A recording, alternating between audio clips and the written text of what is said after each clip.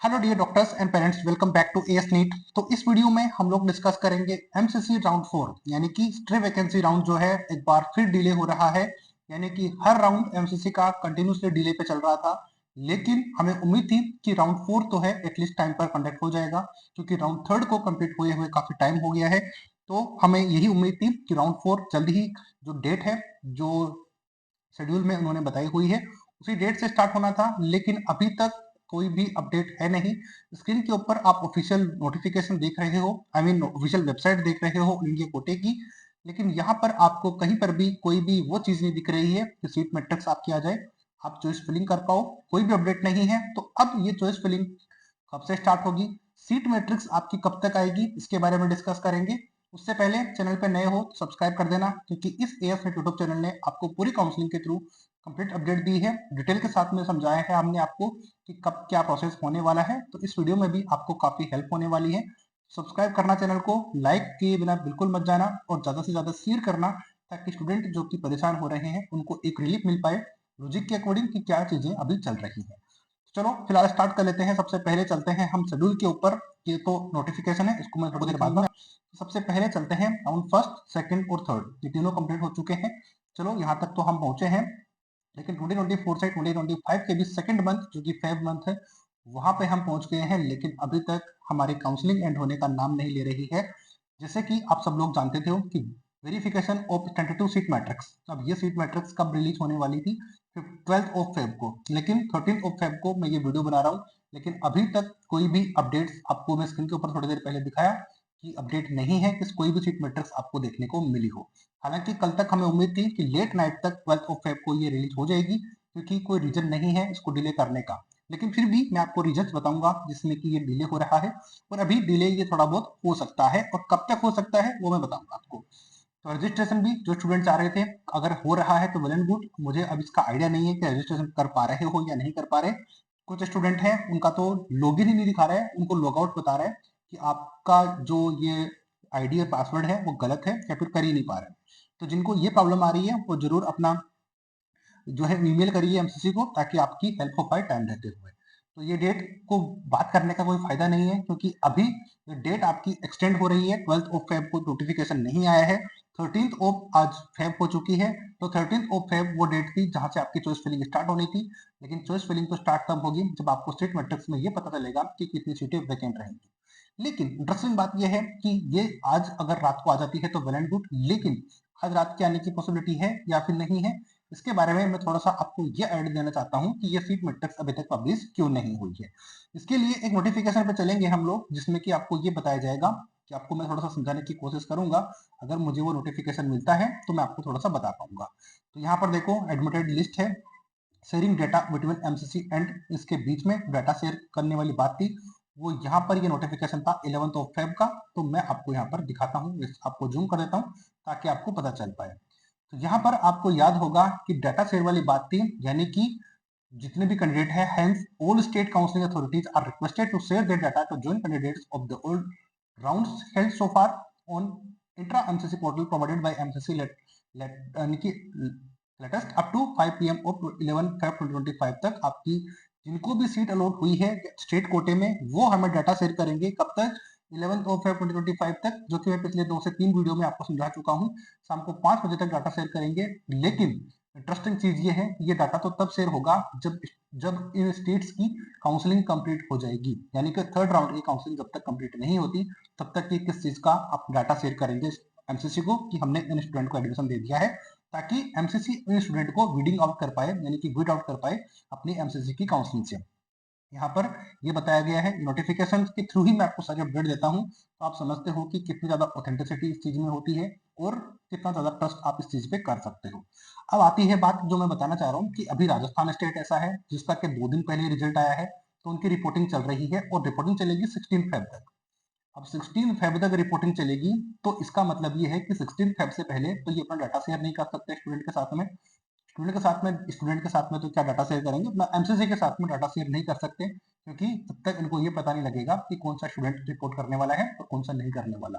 तो यानी कि क्या ये डेट 16 फेब तक जा सकती है, या फिर कब तक जा सकती है, ये देखने वाली बात है। इसके अलावा एमपी स्टेट का भी डिले चल रहा है। अभी वेस्ट बंगाल स्टेट का भी राउंड थर्ड का रिजल्ट आया है, छत्तीसगढ़ का भी आया है, यानी कि कुछ स्टेट हैं, छत्तीसगढ़, वेस्ट बंगाल, यानी कि ऐसे स्टेट हैं जिनका कि रिजल्ट अभी अभी आया है, 2 दिन पहले पब्लिश हुआ है, लेकिन इनकी लास्ट डेट ऑफ रिपोर्टिंग किसी की 15 फेब है तो किसी की 16 फेब है। तो ये 15 फेब या फिर 16 फेब रजिस्ट्रेशन यानी कि रिपोर्टिंग की डेट है। तो ये डाटा स्टेट कैसे शेयर करेंगे ऑल इंडिया कोटे के साथ में, ये हमें समझ नहीं आ रहा है। तो ये डिले होने का रीजन आपको समझ में आ रहा होगा, ये डिले हो रहा है तो क्यों हो रहा है, और अगर डिले होगा तो कब तक होगा, ये भी आपको इस वीडियो से क्लियर हो गया होगा। तो यहाँ तक वीडियो समझ आया है तो लाइक जरूर कर देना, शेयर जरूर करना ज्यादा से ज्यादा, ताकि एक लॉजिक से समझ में आए। आप कौन सी बात से एग्री करते हो वो भी मुझे कमेंट करके जरूर बताना, ताकि चीजें आपको भी क्लियरिटी से समझ में आए। यहाँ तक वीडियो देखा है लाइक जरूर कर देना। अब इसमें बात आती है कि जो नोटिफिकेशन में स्टार्टिंग में आपको दिखाने वाला था, ये वाला कि कौन एलिजिबल है कौन एलिजिबल नहीं है स्टूडेंट के लिए, इन्होंने एमसीसी ने ये बातें बताई थी। तो अब इसको मैंने समझाने का, आपको मैं ऑलरेडी समझा चुका हूँ, तो बार बार समझाने का मतलब नहीं है। एक बार मैं और आपको क्लियर कर देता हूँ कि आपकी ये चीजें जो है स्टूडेंट को फिर भी समझ में नहीं आई है। कहने का मतलब ये है कि कैंडिडेट जिन्होंने की ऑल इंडिया कोटे एमसीसी में कहीं भी किसी भी राउंड में सीट अलॉट हुई है, ज्वाइन कर लिया है, वो एलिजिबल नहीं है। लेकिन और जो एलिजिबल नहीं है यानी कि वो एमसीसी के आगे के राउंड में पार्टिसिपेट नहीं कर सकते। लेकिन जिन स्टूडेंट ने एमसीसी में रिपोर्ट नहीं किया है, वो एमसीसी के काउंसलिंग में तो पार्टिसिपेट नहीं कर सकते, लेकिन स्टेट काउंसलिंग में पार्टिसिपेट कर सकते हैं। ये पॉइंट आपको क्लियर हो गया होगा। आज सुबह भी मुझे एक कॉल रिसीव हुआ जिसमें कि यही सेम क्वेश्चन था। तो उस वीडियो में जिसमें मैंने एलिजिबिलिटी बताई है, यानी कि ये नोटिफिकेशन सारा मैंने पढ़ के आपको बताया है, सारे रूल्स मैंने समझाए हैं, उसमें इस पॉइंट को मैंने 2 बार आपको समझाया है। तो अगर आप वीडियो को देखते हो तो प्लीज थोड़ा सा ध्यान से और आराम से समझ के देखना, ताकि आपको समझ में आएगा। अगर मेरा बोला हुआ समझ में आपको नहीं आ रहा है तो एटलीस्ट आप खुद इस चीज को पढ़कर रिलेट कर सकते हो कि क्या मैं बताना चाह रहा हूँ और क्या नोटिफिकेशन में लिखा हुआ है। आई थिंक इतना पॉइंट आपको क्लियर हो गया होगा। अब चलते हैं कि सीट मैट्रिक्स आपका कब तक पब्लिश हो सकता है, उसके बारे में मैंने आपको काफी डिटेल से समझाया। अब वापस उस नोटिफिकेशन पे चलते हैं जो कि एमसीसी ने डाला हुआ था, यानी कि शेड्यूल के ऊपर वापस आएंगे। तो यहाँ पर मैं थर्ड राउंड के ऊपर आपको लेकर चलता हूँ, जिसमें कि ये बताने वाले हैं कि आपका डाटा सेट था वो कब से कब तक होने वाला था। ये थर्ड राउंड है, तो यहाँ पर आप चेक करो, थर्ड राउंड में एमसीसी ने ये बोला था कि हम जो डाटा शेयर करेंगे, यानी कि सारी को डाटा एमसीसी को 10th ऑफ फेब से लेकर 11th ऑफ फेब तक करने वाले हैं, जो कि डेट आपको मैंने दिखाई कि शाम को 5 बजे तक 11 तारीख तक आपका डाटा शेयर होना था। लेकिन बहुत सारे स्टेट थे जिनका कि 11 तारीख तक तो चीजें हुई नहीं है।